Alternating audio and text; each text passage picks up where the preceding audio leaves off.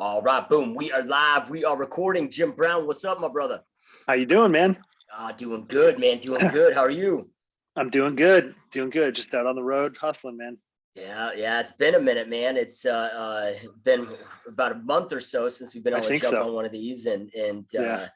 yeah, it's always awesome jamming with you, man. And I'm excited to jump into this topic. I'm gonna kind of, or maybe topics today. I know last couple we've been talking about, talked about getting ready for the recession. We've been talking about some things of just preparation with, you know, food shortages and just, different stuff. But I'm excited to kind of get back into the health and fitness stuff, which is, I know is really your true passion and love. But I'm going through right now, a new strict diet that I recently just started. So I'm going to kind of take advantage of this podcast and picking your brain for some selfish reasons, because I've had a couple things, happen through this diet, plus a recent injury, if you will. And I know that you're somebody that has, really fine-tuned your training, to be able to go out there and still accomplish the goals that you want to accomplish with, maintaining and gaining muscle mass and strength or I should say gaining muscle, maintaining muscle, but then that injury prevention component. I'm getting to the age, dude, where, so believe it or not, man, I hurt myself sleeping, dude. It's like, I try to be strict, whatever. And I wake up one morning, dude, and my knee was, and today was the first day that I was able to do legs and do squats without it hurting in about 6 weeks, man. Wow. So wanted to talk to you about, and I know that's a common thing for a lot of people whether it be injuries actively while they're training, and it's like, before I met you, dude, like something always hurt, like whether it was like an elbow, but, I kind of followed the old school kind of bodybuilding, how I grew up with, heavier weights, low reps, max out on everything, and, Yeah. and so forth. But it's not just in the moment, it's also life longevity of this. It's like, okay, well, what kind of damage does that do into our, 70s, into our 80s? And, I look at my dad now. My dad is, he owned and operated gyms for 30 years. He competed in bodybuilding very heavily. He was actually Mr. Florida, back in the day, Yeah. where you're at. And then he also did other things, like he was grew up in Montana, was a bull rider, but it's like the dude's had every joint replaced at this point, right? Like, and now he's getting to the point with both wrists where they're having to remove, what are those metatarsal bones in his wrists, and having to do fusions in his wrist. Oof. So it's like wrists, knees, hips, like, everything just from that beating and that abuse over the years.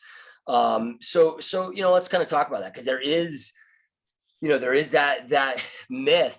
I mean, I remember the first time you and I trained together, we did shoulders, and I don't think we went over like 30-pound dumbbells, or a set of 30, like we went lighter than I'd probably ever trained shoulders, in my adult life, if you will. But dude, it was the best, most intense shoulder work I ever had. Like, to the point where I was trying to drive the next day, having to like lift my arm up, Yeah. but kind of talk to us about, what your philosophy is. Because obviously it works extremely well for you. And for those that haven't met you, that maybe just see you on Zoom, I mean, you're a massive dude. I mean, your arms are bigger than my legs, right? So it's obviously working. Nobody would ever look at you and argue that you don't know what you're talking about when it comes to putting on muscle mass. Well, I mean, there's a lot of ways to do it, man. And a lot of the guys that I came up with, there's a few of them that are still what I say pretty healthy, and carrying a decent amount of muscle mass. And even those guys, there's a guy named Justin. God damn it, I can't think of his last name right now. But anyway, tremendous guy. And back in the day, he was a guy that was stronger than me, and which a lot of guys were. But he was a beast, man. And so I watch him train now, and he watches, and he's, we've both from those days. We both kind of toned down the weight a little bit. We're still using decent weight, but it's more controlled, it's higher reps. And I think that, most people are if you're training for 30 years, you're going to hit a point, whether it be in your late 40s or mid 40s, wherever, where if you're lifting, to these heavy weights for low reps, I don't know that you can carry that into the the golden era of your 50s and 60s and be healthy and do it. I mean, I'm sure there's some people out there, but for the most part, I don't know how they do it. And yeah, for me, the training to positive failure, keeping the rep range higher, and then just being very very cautious. I've hurt so many things and torn so many things on my body. I know exactly what it feels like before I get to the rep where I'm going to do something. And I'm just not near that envelope anymore. I'll train and I'll still do some heavy sets where I'm failing, maybe 6 or 8. But that's after massive warm-ups. That's after, 2 sets where I've already gone to failure at higher reps and I'm feeling really good and everything's great. And that's a safe rep range for me. It's not like I'm doing, squats with 405 for 6s or something with that would take a real toll on me. But yeah, it's just that kind of progression of maturity and training where I think you realize what the limits are that your body can handle, and then kind of being able to be smart enough and having the ego to back off from that, and then finding new ways to train or different ways. And for me, that's higher rep. But everybody that I've exposed to training to failure and higher reps has responded really well. So, it's not just an injury prevention for old guys, but that's how I train everybody. To your point, when we did that dumbbell workout, I think as I remember, we isolated each head of the shoulder with some isolation movements, and then by the time we got to a press, it was the modified press. I think we were doing either W or Arnold presses. At the end of that, you don't need heavyweight, man. You just don't, especially if you're doing 15 reps with them. And so there's a lot of different ways to structure your workout and do that to where I think it is safer, and you're still, if you push and go to failure, at least some type of failure, positive failure, you're still going to justify to your body that it needs to rebuild bigger and better for the next time. So yeah. Because at the end of the day, I mean, your muscle doesn't really know how much weight you're lifting, right? So, and if you're doing strict controlled movements at higher rep range, higher volume, but you're still then going to failure, like your body doesn't know if there's 315 on the bench or 135. It's still. Yeah, I mean, for the most part, Dorian Yates had said this in an interview once, and it makes it's a perfect description. But if you take your hand and you rub it with sandpaper one day, you rub some skin off, you're going to build up some calluses. If you do that every day, if you do the same amount of rubs and the same amount of or a grit of sandpaper, you're going to build a callus up, and your body's going to adjust, kind of adapt to that. And so if you do the same stimulus to that every day, your body's going to get a point where it has a callus. It's not going to get any bigger or smaller. It's there. It's justified to be there, and it's adapted to that action to grow, callus and be at that level. But if you keep adding pressure to it or adding grit and rubbing off that callus more and more each day, your body's going to respond by building a thicker callus. And that's, the same with muscle. If you go in and you do leg extension with 50 pounds and you do it 10 times, well, you might get sore the first time or two. Your body might still adapt to the next 2 or 3 workouts, but after that, it's adapted to it. So you have to do something to justify the protein synthesis and the repair of the muscle. I don't want to get people in the mindset like you have to tear down that muscle and destroy it. But when you go to failure or you do something that's very challenging and hard, your body, you do have micro tears in the muscle. You'll get a little bit sore, but that's enough to justify an adaptation. So, it's just all about enticing your body to do that adaptation, repair, and get better for next time. And so you can do that a bunch of different ways. You can do it, by lifting a heavier weight or doing it more reps, or, even, I'm a big logbook guy, especially for beginners. But, when I walk in the gym now, I don't really need a logbook because I know I'm going to train to failure, with whatever rep range, but I know I'm going to push myself to failure. And so if I didn't eat or I didn't sleep the night before, whatever, I'm going to push my body to what I can do that day. And that's going to force adaptation. So that's kind of it in a nutshell. Yeah. And it's, cause I guess it's like a lot of things when you first get red pilled, it can be kind of hard to believe it or, whatever. And I'm using that terminology of, being red pilled by you when it comes to physical fitness because again, I mean, I kind of, I guess it was the 90s era that I started getting into working out and, I only did one bodybuilding show, so can't really say I was a competitor, but I competed once. That counts. But, Yeah. but it was kind of, okay, you do your warm up set, 12, 15 reps. And then it's like, then I'm stacking on the weight and it was just kind of, incrementally getting it down to that's, six rep. And that was just how I was always trained of, and don't get me wrong, it worked, but I always, dude, even in my early 20s and late teens, I would have things that would tweak or hurt or whatever. And at that age, I was throwing around, a lot more weight than I do now. Right. But when you first introduced me to high reps, because it was like, I just always was like, dude, that's just like what chicks do, right? I mean, and when I say that, I'm not saying because they're not as strong or whatever. Right. I just always thought that, okay, girls that want to tone, right, they're going to do more high rep range, and so forth. But I was like, all right, I'm going to listen to this. Yeah, I'm going to listen to Jim and just do this.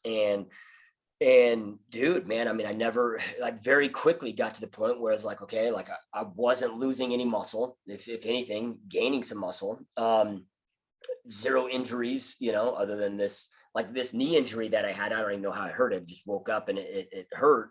But outside of that, I haven't had, any, and I've yet to, knock on wood, have to have any types of surgeries and stuff. But overall, I feel and have felt the best that I ever have. And again, even though today, so I did legs today. And I think my last, couple sets of squats were 155, which is, I mean, I used to sit there and throw 1,600 pounds in the sled and do all this crazy shit. Yeah. But I mean, and that was I just did squats, for movements that and calves, but I didn't do, any other extensions or presses. So I did 12 sets of just squats. Yeah. But I mean, dude, it was, I was roasted, dude. And I'm just keeping that, start off at 30 reps and work my way down. That was about 15 reps of that, but going slow and controlled down, what I've been doing, really strict with lately, just because again, for trying to maximize the, getting as much blood as I possibly can into the muscle. So getting a great pump while I'm working out and so forth. But just that injury prevention is, a 5 seconds on the way down. I'll pause for 2 seconds, go up, squeeze hard for 2 seconds to remove any momentum, strict form and all of that. But dude, even when my first couple sets with 95 pounds on the bar, dude, when you do 25, 30 of those and you're doing them slow and controlled, they fucking kick your ass, dude. Oh yeah. You want to puke, right? Get that lactic acid build up. Yeah, it is. Well, you can take any, and I think I showed you that too when we did those workouts those years ago. I mean, I can go in and show anybody how to make whatever movement they're doing harder, right? It's really easy to do, and anytime that you're doing a press or a move, anything, you can make it harder if you want to.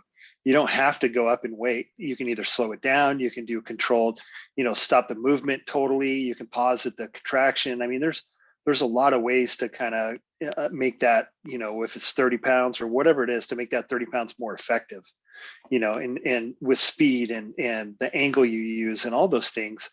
Did you pre-exhaust the muscle? And so, yeah, you don't have to throw around heavy weights, but you do have to justify your body of adapting. And to do that, it's maximum effort. And whether that's, I just use positive failure because that's the way I keep everybody honest and myself.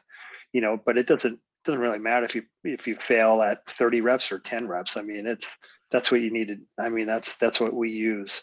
That's how we keep it honest. And so it's a great way, I think, to utilize in most cases a lighter weight for a stricter form and make sure that you're more in a zone where you're going to be injury free, or at least not in that razor's edge where, you're apt to get, you don't know. I used to go into workouts thinking, okay, this could be my last workout. I could sustain a career-ending injury, or I'm going to finish this freaking workout. But that's a whole different mindset. And, that was a few years where it was like that. But when you're, when you're not competing, trying to be in the biggest, strongest person in the world, I don't know if you need to do that. Maybe if you have to mentally for a while, but your body's gonna, you're eventually gonna fail catastrophically. And to be super big and strong, I think you have to walk that razor's edge. And I don't think a recreational person has any need to ever go close to that edge. Yeah, and then I look at this, and maybe this isn't accurate, and maybe this is just something stupid in my head, but it's like when I look at the difference between a bodybuilder and a power lifter, there's two different types of bodies there, right? And Yeah. usually the power lifter is going to be fucking way stronger than the bodybuilder, but a lot of them look like shit. Or you wouldn't go to the beach and you might think, maybe they're a big dude, but it's a body adapted for a single purpose, right? Yeah. It's, and so, yeah, it's very interesting. So strength doesn't necessarily equate to, muscle mass and muscle gain, because right now, I mean, I'm probably the weakest I've been strength wise because of the way I train. Cause I'm not just, my goal isn't to go, I don't know, get a 1 rep max, I try to max, forever. So like I'm throwing on way lighter weights than I ever probably thought I ever even would, I probably would have made fun of me when I was, my younger version of self now, when I had the ego, you definitely have to remove the ego from it. For sure. But, if I had my shirt off then versus my shirt off now, it looks like you couldn't tell the difference. I just feel, actually, I look better now. And I don't have all the aches and pains and I'm able to sustain it. So, what is, is it, because there's so many myths that exist out there, but, the more that I research it, the more, from what I've learned from you and then just the more researching that I've do on my own, from some pretty brilliant muscle physiologists out there is, the difference between powerlifting and bodybuilding, hypertrophy is, hypertrophy is volume based where, powerlifting and strength training, for pure strength is, intensity and speed. Right. So, but, again, that so many people have that myth of, well, I got to lift big weights. I got to go, do these things, is it just a complete myth?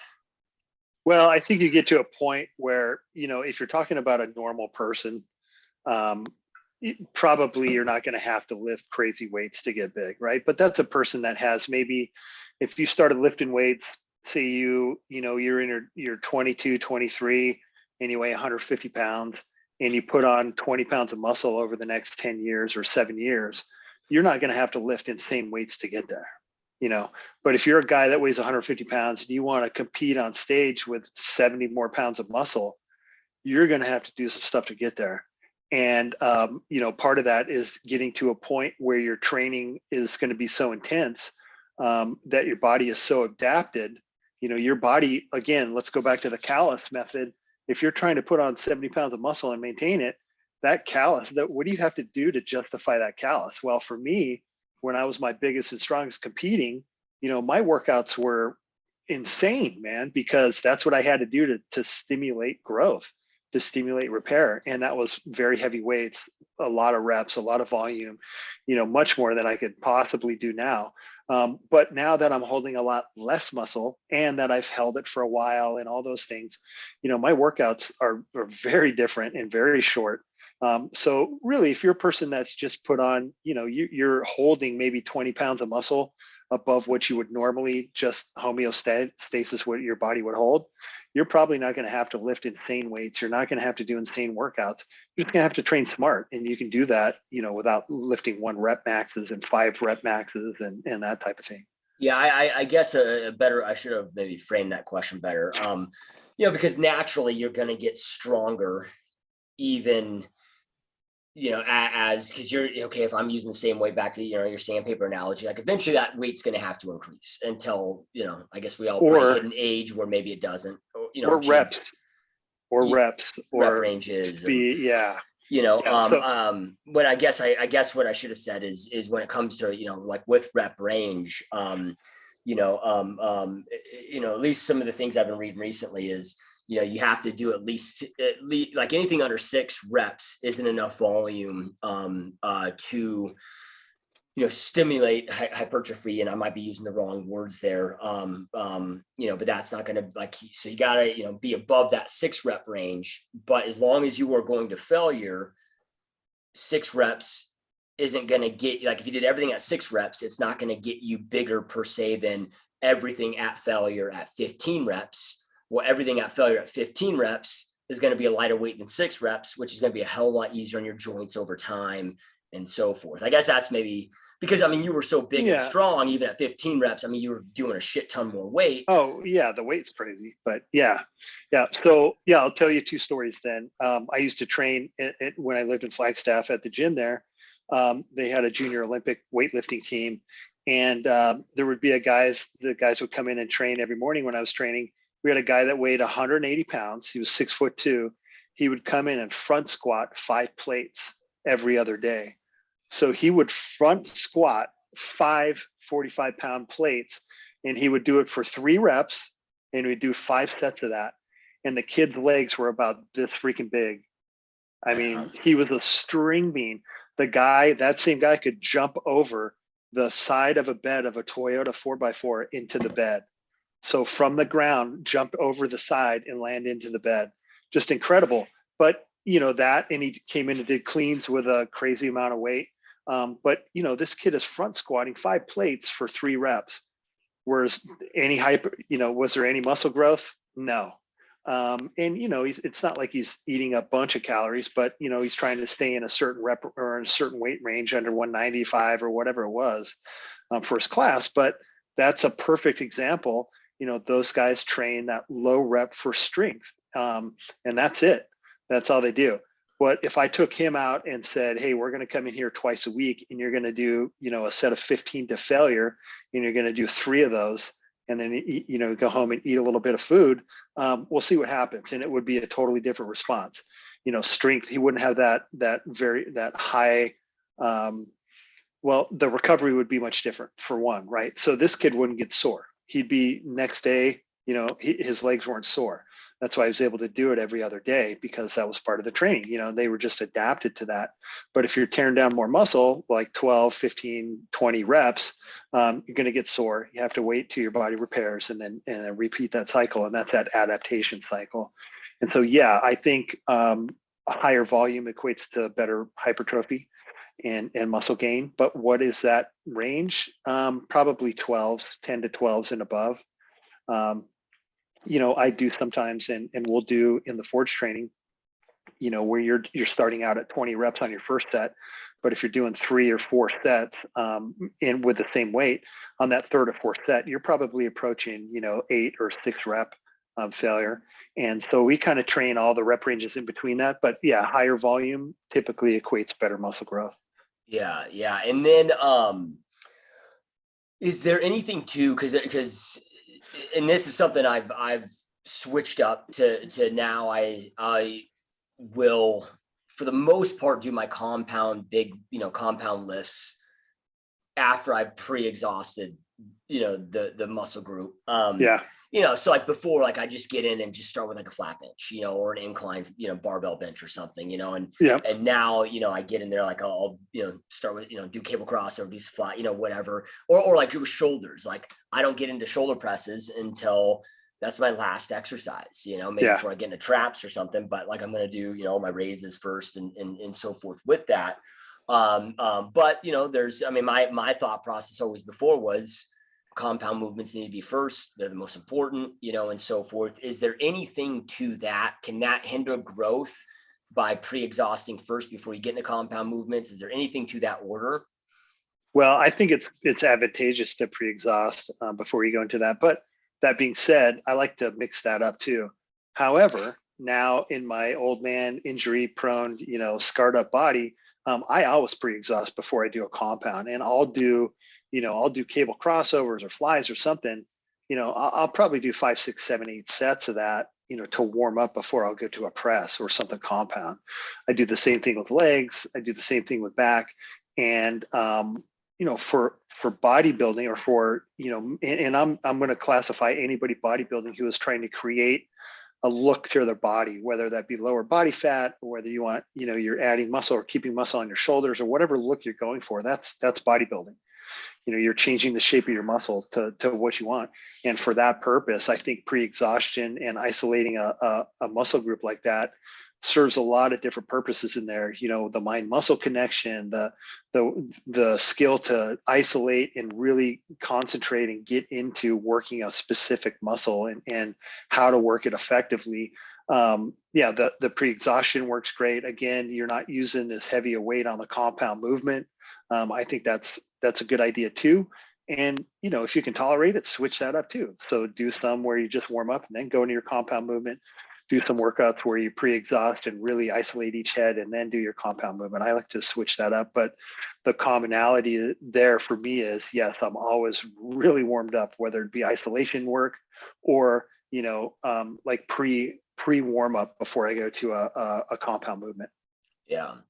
Yeah. And again, it's for any of you dudes out there listening to this that, have an ego at the gym, which I get it. I believe, it was, like it's embarrassing, when you go to the gym and you're, freaking stressed to push, peewee weights. Now I train in my garage, since COVID and I love it.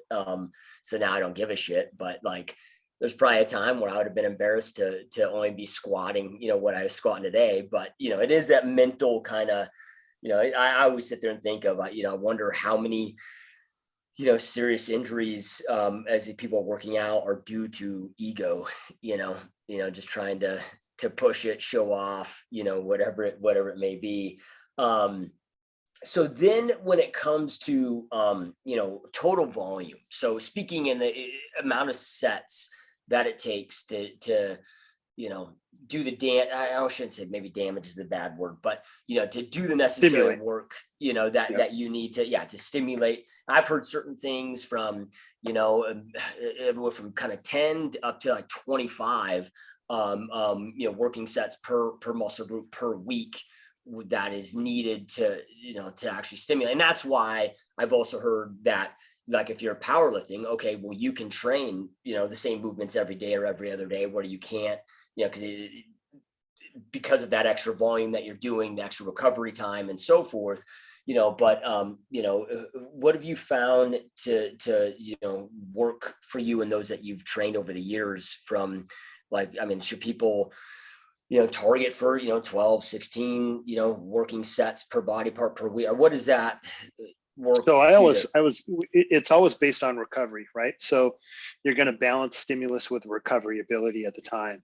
And so just for an example, if we take an untrained person and I start them out, they might be doing 2 sets to failure on 2 different movements for chest and they're sore the next day. And so that's fine. Then that's all we want. We don't want to destroy their muscle. We want to just get it to where we're stimulating growth, because we're probably going to train more times that week than normal.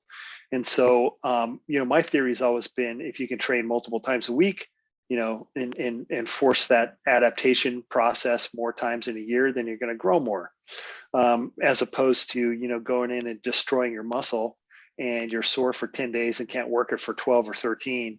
And you do, 3 workouts a month at the extreme. So it's really based on your recovery ability at the time.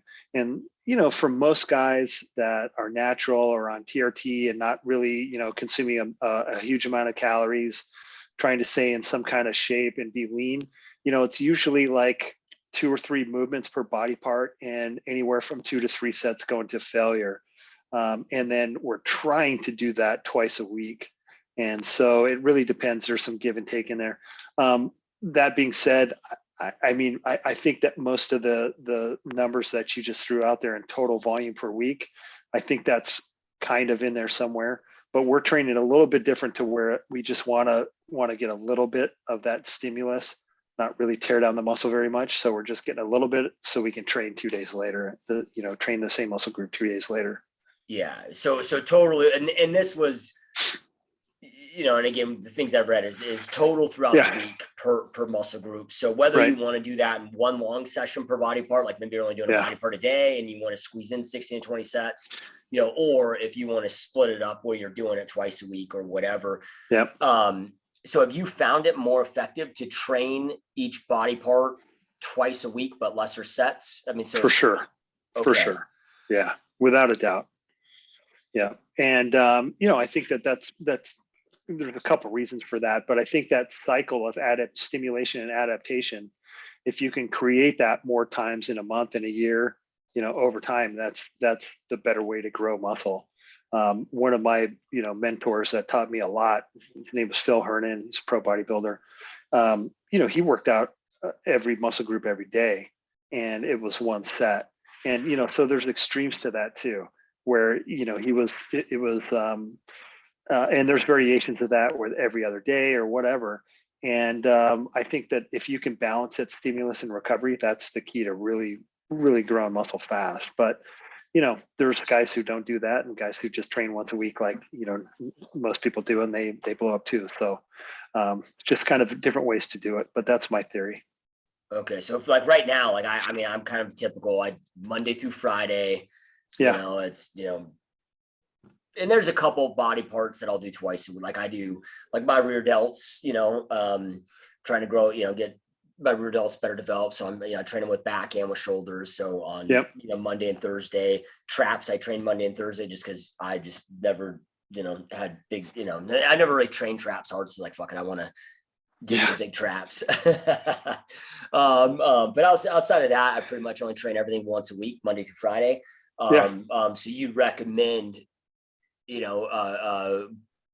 less sets, less, but breaking that where I'm getting everything twice a week. And then from there, in order to do that, if I have to train, if it takes 6 days a week to get all that in versus 5, to be able to repeat those, I mean, does rest days really matter?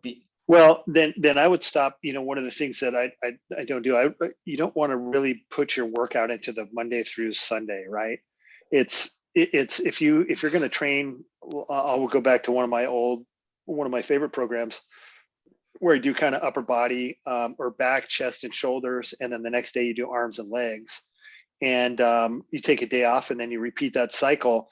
Well, if you're sore or you're run down, you just take a day off, and so that 4 days into a 7-day workout, or 7 days in the week, that 4 days of working out, if you need an extra day, you just take it. And so that just moves a day down the road. So you're not looking at this 7-day Monday through Sunday block. You're just looking at, okay, I'm going to train these 2 body parts, or I'm going to train these 2 days. And if I need a day off, I'm going to take it. If I need 2 days off, I'm going to take it. If I need 3 days off, I'm going to take it. If not, I'm going to train. And so that it'll kind of dictate what the schedule is, and that's really trying to balance recovery and stimulus. But yeah, I think if you can work out a muscle group twice in a week, it's much better. But one of the ways that we do that too is if you have a lagging body part, kind of to your point, if you want to bring up your traps and rear delts, then you can keep on that 1 a week training frequency for the rest of your body parts, but then hit those ones that you want to build up twice a week. And so we'll do that too. A real common variation of what we do is kind of a once a week thing. And then guys will do arms and shoulders twice a week because those are, real common lagging body parts. Yeah. What about like in this with abs? I train abs every day. Does that need to kind of follow the same regimen where? Well, it depends what you want to do with your abs. So if you want to keep them big, tight thick, and fucking lean, abs. Yeah, if you want big, thick abs, well, how do you get, big, thick other muscles? You gotta stimulus, right? So you can't be doing, 80 sets or 80 reps of, sit-ups or crunches or whatever. You have to add weight and add resistance to it to where you're going to, where you're failing at 15 reps, and you're adding weight to increase the amount of stimulus that you're giving those muscles. So you have to train with weight, and that's just like everything else, right? If you want a bigger biceps, you're not going to do, 100 reps with a 5-pound weight. You're gonna have to put some weight on it, train it and fail at a lower frequency. But most people who train abs are doing, very high reps, no resistance. Yeah. So I would change that. Yeah. Cause that, and like it's, I've got a small waist, 29 inches and my abs are like, they're good, but like right now I have a goal of I want to be able to see them through my shirt, like I want like big, like, I mean, the six pack is there, but like I want Yeah. big defined individual, like, Yeah. you So know, if you're doing crunches or whatever, hold the dumbbell. If you're doing, reverse leg lifts or something like that, you can put a weight on your ankle or put a cable weight around it, but you're going to increase the amount of resistance to where you're failing, at 15, 20 reps, just like everything else. and then I've heard you say that as far as recovery time, to just wait until you're not sore. Yep. I've heard Andrew Huberman talk about this machine that you can squeeze, because based on your grip strength, that'll tell. I can't remember what the reasoning behind it was, but it's something to do with the central nervous system, and it can tell if you recovered. I don't know if you've ever Yeah, tried shit like that, or if you just base I it off have. of And soreness. I have it down to a science, so I kind of base it off of soreness. But there's guys who do the HRV, heart rate variable, and see, let you know when you're ready to train. Well, shit, if I went by that, man, I could tell you right now, I wouldn't be training a lot, So I just kind of pay attention to my body. I don't train a muscle if it's sore. And if it is sore, then I do something else that day, or I switch around or I take the day off and do cardio, something like that. Now, is there any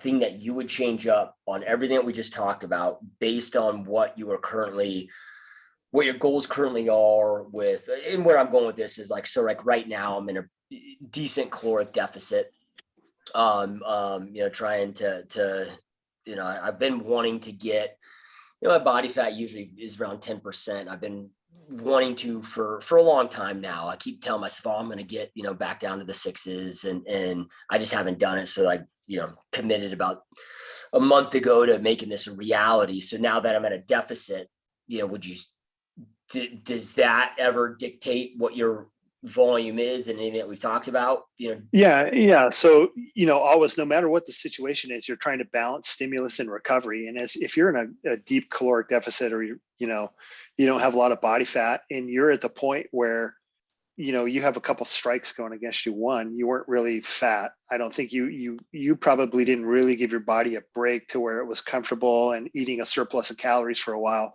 So when you start to go into caloric deficit, it's probably going to be more resistant than if you had a real break, and you were up to 12, 15% eating ice cream, giving yourself a break.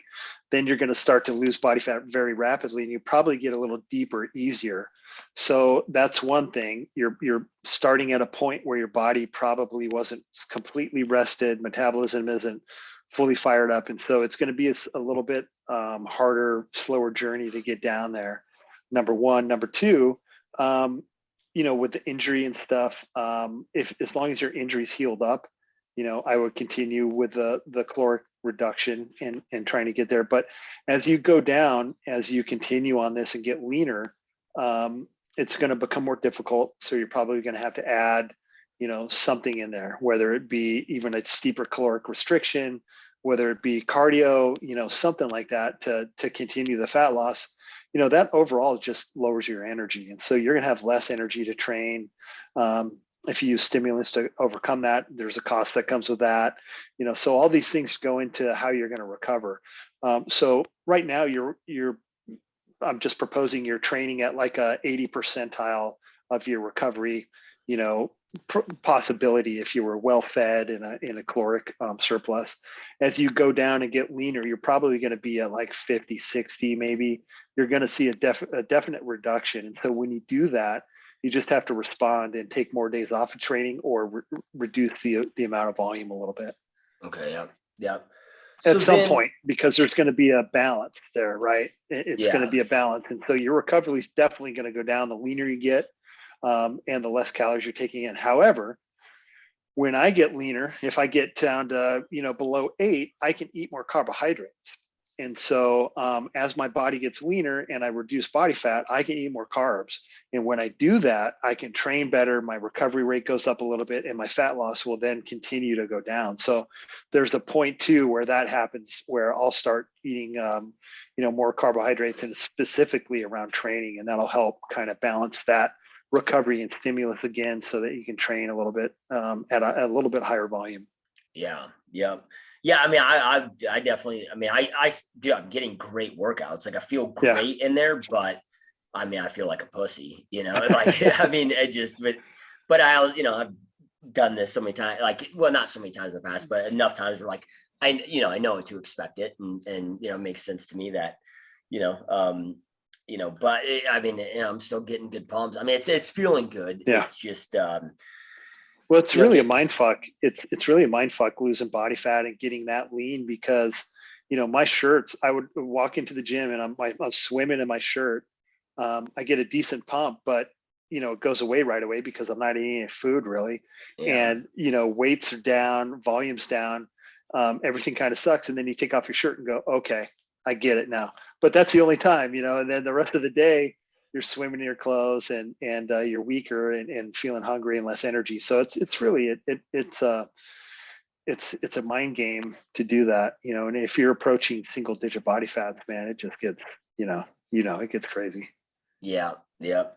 100%. So then, going back to, because I do have some other diet questions for you, but I wanted to circle back first too, just so I don't forget about it.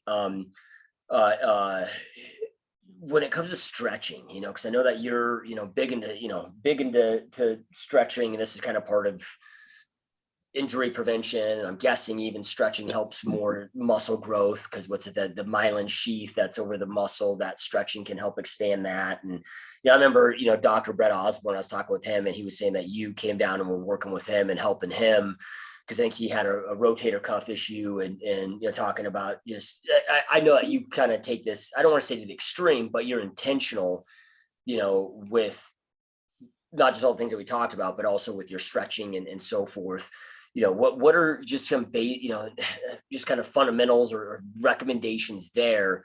Because that seems to be the thing that most people definitely neglect if they are training, It's something I've neglected for years myself. Well, and don't get me wrong, I'm not flexible by any means, but I stretch when I have the most blood in the muscle. So I'll do like we call it a forced stretch after I train a muscle group. So when I'm at the end of my chest workout, normally I have the biggest pump, I have the most blood in the muscle, then I'll do a stretch with weight. And that does a couple things. Well, there's studies that show that'll actually help part of the adaptation process, and it'll make you adapt more and grow muscle. And so that's one of them. And two, I think it does play a little bit part in injury prevention because, I'm stretching that muscle belly out a little bit. It's not necessarily meaning that I'm more flexible, but I'm stretched in that weighted position. And so I think it helps you kind of lift weights and be in a safer place than if not. And, depending on what it is, it's basically, after you're done training a muscle, you're going to get a weight or put, that muscle in a stretched position with resistance and hold it as long as you can. And that's usually, 35 to 40 seconds, 45 seconds, maybe a little bit longer until, you kind of go numb or it hurts so bad that you got to stop. And that's something that I've done religiously for forever. I think intuitively I started doing that because it felt really good when I had to pump to stretch the muscle out, and I felt the muscle a little bit more. And that was kind of the ways that, I've learned how to flex and post certain muscles. That was part of it. But it's called forced stretching and or facial stretching. Some people say that too, but it's done after every muscle group. Yeah. Yeah. And then, I don't, dude, I feel so damn good when I stretch, man. I mean, and I'm like you where, I'm not doing the splits. I'm not pumping the ground. I'm not, but I'll take about 10 minutes at the end of each workout and just, do some, pretty basic stretches. But and a lot for like hip flexors and hamstrings where, a lot of dudes are typically tight where I'm, But I'll tell you, since I've been doing that now for years. Now I can't remember when I started, but for years. And before that, dude, like my lower back was always tight and have issues. And now it's like, dude, none of that. Like Yeah. It's a night and day difference.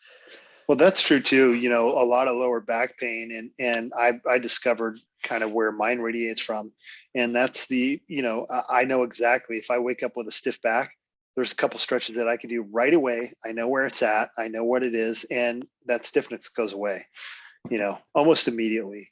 And it's just amazing. So if you really tune into where your pain's coming from, there's a lot of ways that you can correct it. And I think that's where people fail a lot. They just live with the pain, and then it gets worse and worse and worse. And then they seek, something like a surgical intervention where it probably could have been fixed if you were, really obsessive about it years before that and try to correct it. Yeah. Have you read David Goggins' Can't Hurt Me book? No. So David Goggins, like this, Yeah. crazy Navy SEAL guy, dude. Just amazing guy that now runs all these ultra marathons. And, he got to the point where, Yeah. We talked about this. Yeah. Yeah. Like he couldn't even function, dude. And his, he go run like 2-3 miles, pass out. Like the doctors couldn't figure it out, whatever. And it just ended up being, it was, and I don't know what this offset, but it just ended up being stretching. Like he ended up like losing like 2 inches of his height, because everything was just so tight. And this, whoever he ended up working with, this coach was like, dude, like your muscles are like steel fucking cables. Yeah, because you got to imagine all the years of special forces and then running ultra marathon after ultra marathon, all the crazy shit this dude did, and he never stretched, And but he was, but with the headaches, the mind, like essentially he became completely disabled. He couldn't even function throughout the day, and the doctors had no idea what it was, and it was just stretching solved all those problems. And it definitely does something. Especially, no matter what, dude. Today we live such even. Guys like, you and I that might, train and then, are active with other hobbies. Like I know you Right. scuba dive a ton, and, I'm, mountain biking and snowboarding and hiking. And, but still we live overall, vast majority of our day is sitting in our asses in the car behind a computer. Yep. So it's still such a sedentary lifestyle. So it's, like we got to be careful with that, man. Right. There's this great book out there, Move Your DNA by Katie Byron. I first heard about her on the Joe Rogan podcast years ago. And this Move Your DNA book, and I highly recommend anybody read it. It's awesome. But, and I know it's a controversial saying, but, she's in the, she's a doctor, and she truly believes that sitting is worse than smoking. Like the damage it does to us over time, so, so then, one thing I'll add to that, man, and I'm guilty of not doing this, but if you can do yoga, or if you can start yoga and do 15 minutes a day, fucking do it. And someday I'd like to think that I'm going to do it, but man, I've seen it just transform people's lives. Hey, they're all up here going crazy. They're all over me right now. What's up, guys? Say hi. They're like, when are you gonna get off this thing and feed me? Yeah. I've done a few power yoga, and dude, I'll tell you, man, I talk about soreness, man. Like brutal. Every yoga, because I don't do them consistently, and I've done like half a dozen over my lifetime, so it's not like a big amount. But every time, like I can't fucking move for days, dude, like, and not from like a joint, like just my muscles are so sore, dude. It's crazy. Yeah. All right, so then when it comes to diet, is there anything that you found? Because a lot of people I talk to, and I suffer from this too, of obviously when you're in a deficit, you're trying to lose that some body fat and so forth. When it comes to that energy, there's days right now where it's like, luckily I have a couch in my office, but I'm finding myself having to sometimes do 15-20 minute power naps in the middle of the day, which is like unheard of for me, Right. And maybe that's just, I'm 40 now, I'm getting older, I don't know what it is. I'm sure it's more because I'm, in a deficit of this, but, what are things that you've done or found out, if anything, to kind of help hit the goals of being in the deficit to lose the body fat, but then make it where you're not like a zombie throughout the day? I don't.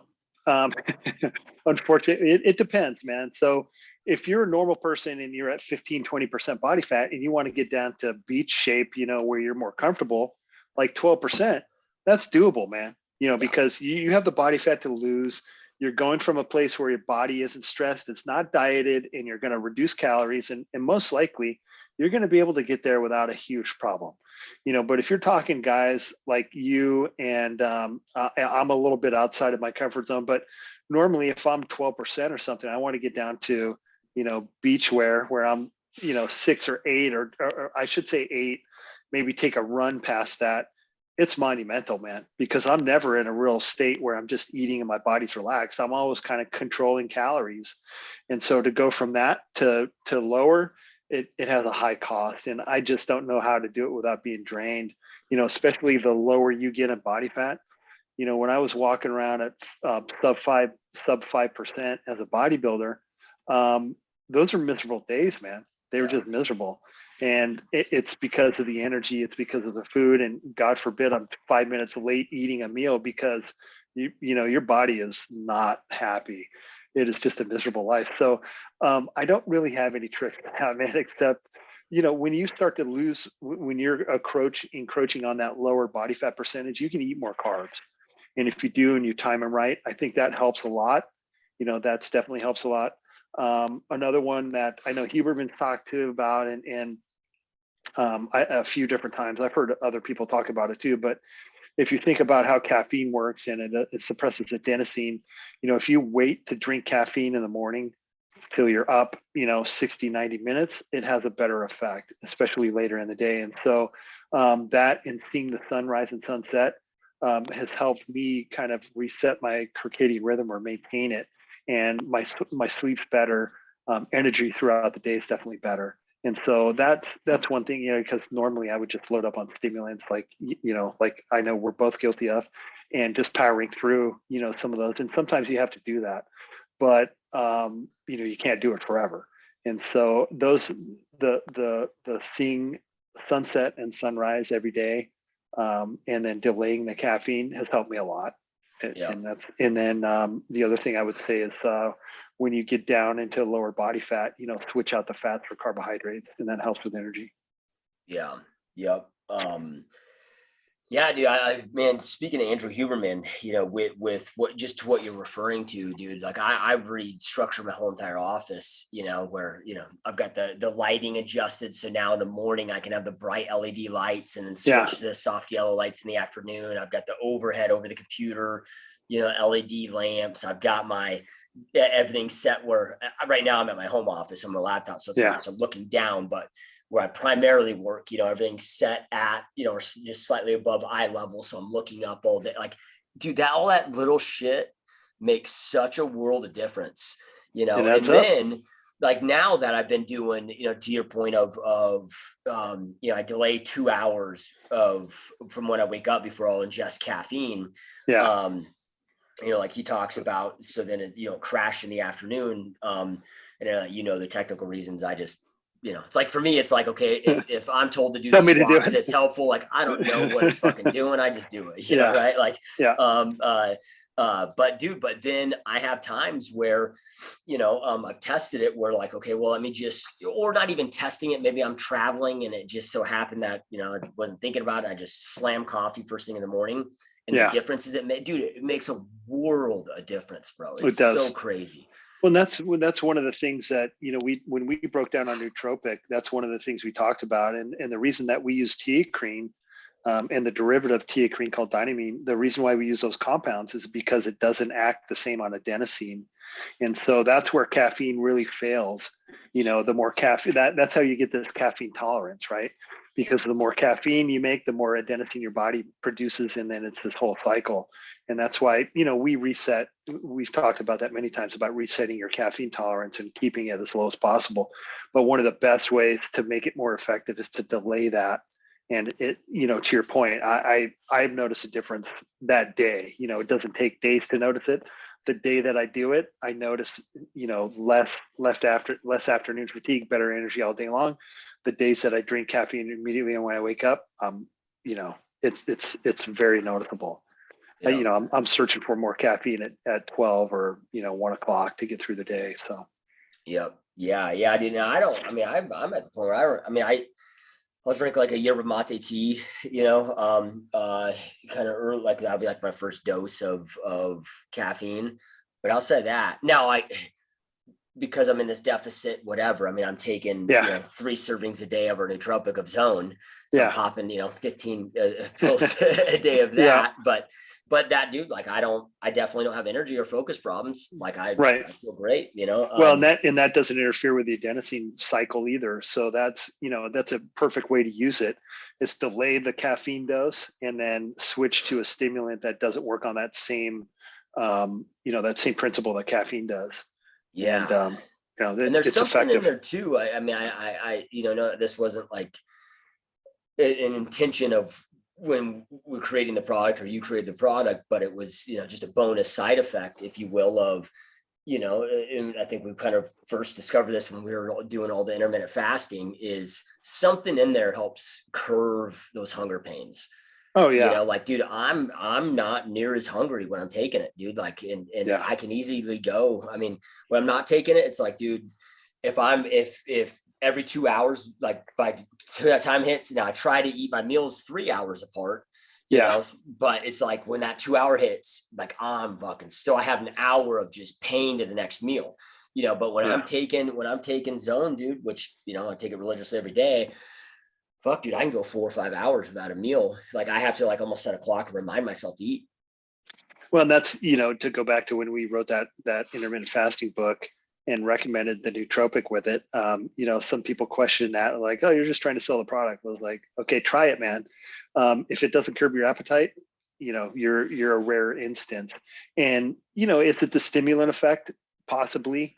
Is it the rhodiola in there? Because that was, one of the reported things that it may do or may not do. But I don't know. To your point, though, yeah, it's one of those. If I'm on it that day, I have to remind myself to eat. Yeah. It's pretty intense, Yeah. which is good. I Yeah. could certainly eat less in a day, that's for sure. All right. So last question for you here. When I'm not now, and I haven't the last few, diets that I've done when I've tried to get, down to, sub 8s.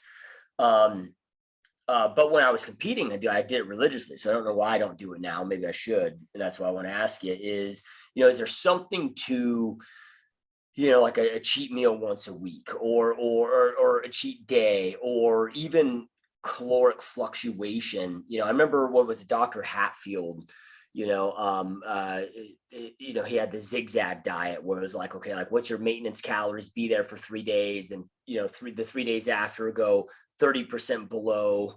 And then 3 days after that, 30% above. So it's always keeping your body guessing. And as you're losing the weight, it's always adjusting based on, readjusting the calculation based on the weight loss.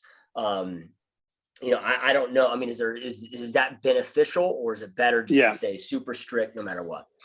No, I mean, for me, at every aspect of competing, and even when I was doing the chicken and rice thing with the cyclical, the carb cycling diet, I mean, that's the same thing that I've always used. And that in a nutshell is you're going low calorie and depleting glycogen as long as you can. And for me, if the calories are really low, that looks like about 7 days.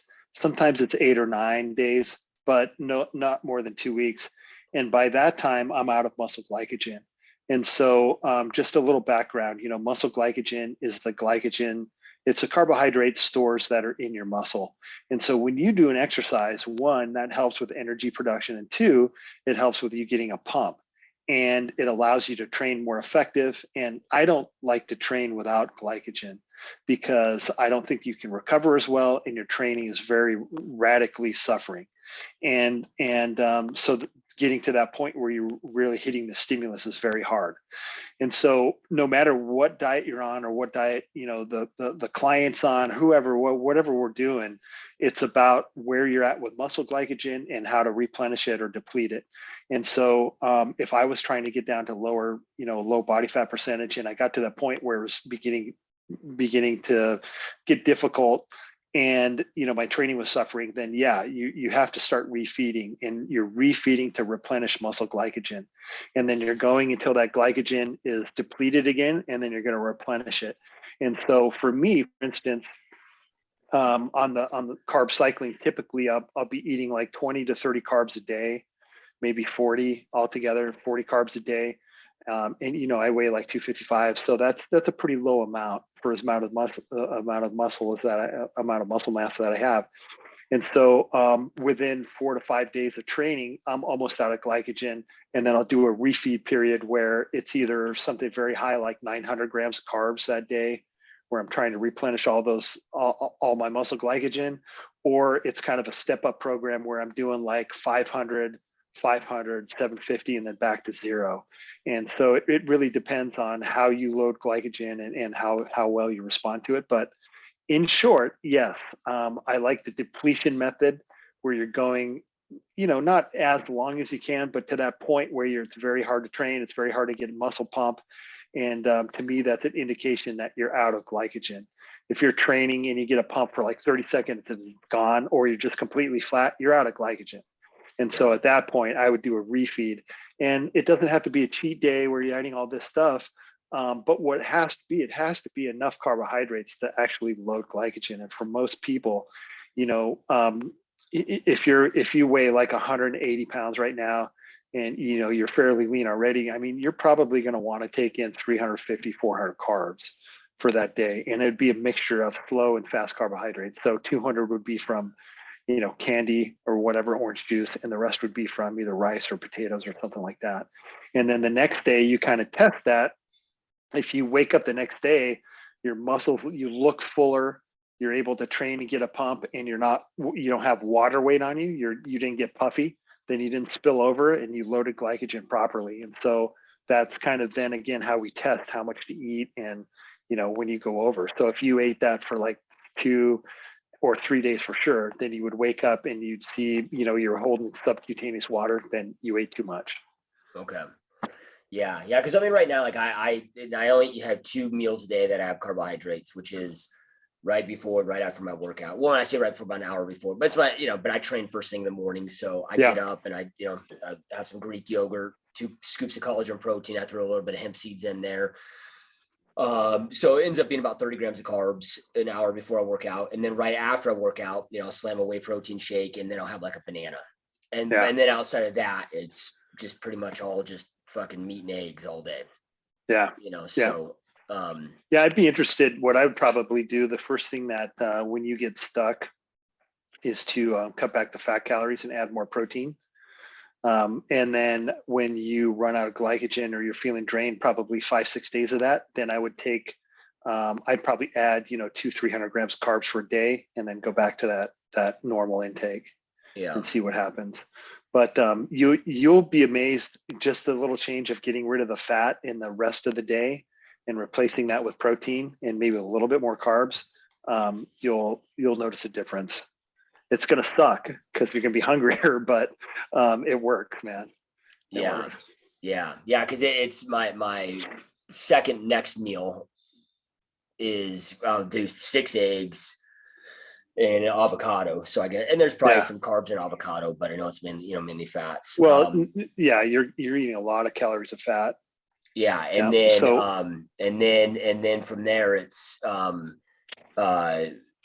then I'll have like half pound of just hamburger, but clean, 90-10, but then grass-fed, grass-finished burger. And then, mix, then I'll have some chicken, and then usually another protein shake before I go to bed, but that's it, throughout the day. So it wanes down, from there, but, I would replace that. When you get stuck, the first thing I would do is get rid of that eggs and avocado meal and do egg whites and white rice.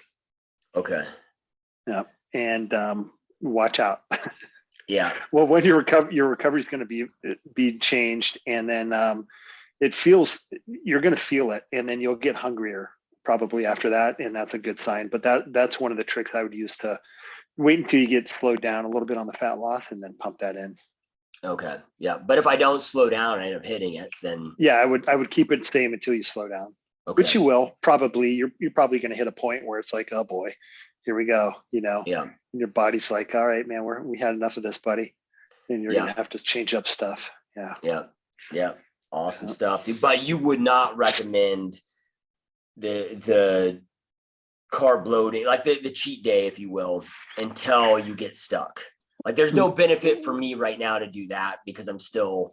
Well, it really depends. I mean, if your training's really suffering and you're noticing that you can't get a pump and you feel completely flat, then there's none of that's taking place right now. and you're eating enough fat in that meal to where you're still not in a severe calorie deficit, and those, because when you change out fats for protein and even that carbohydrates, it costs more to process, and so you'll be even a steeper decline. But I would wait until you're either know you're out of glycogen and you're flat, then that would be a good time to reload, and or to where you start getting stuck, and then something just happens when you hit that refeed day. It could be thyroid. I mean, I think there's a couple of things that happen, but you wake up the next day and I'm way hungrier again, and it just seems to accelerate the fat loss. And so that's definitely one of the tricks I've always used. I've always done that. Yeah. Oh yeah. Keep that body guessing. That's right, man. Yep. Love it. Yeah. Jim, well, as always, man, greatly appreciate your time, dude. Yeah. This has been awesome. Well, I hope it's been awesome for everyone else. It's been awesome for me. No, man, I love, me, man. I love talking about this stuff. And if it helps anybody, that's great, man. That's why we do it. So yeah, 100%. Those watching, listening, we truly appreciate you guys. Appreciate your support. Keep crushing, keep kicking ass, and we'll see you next time. Peace.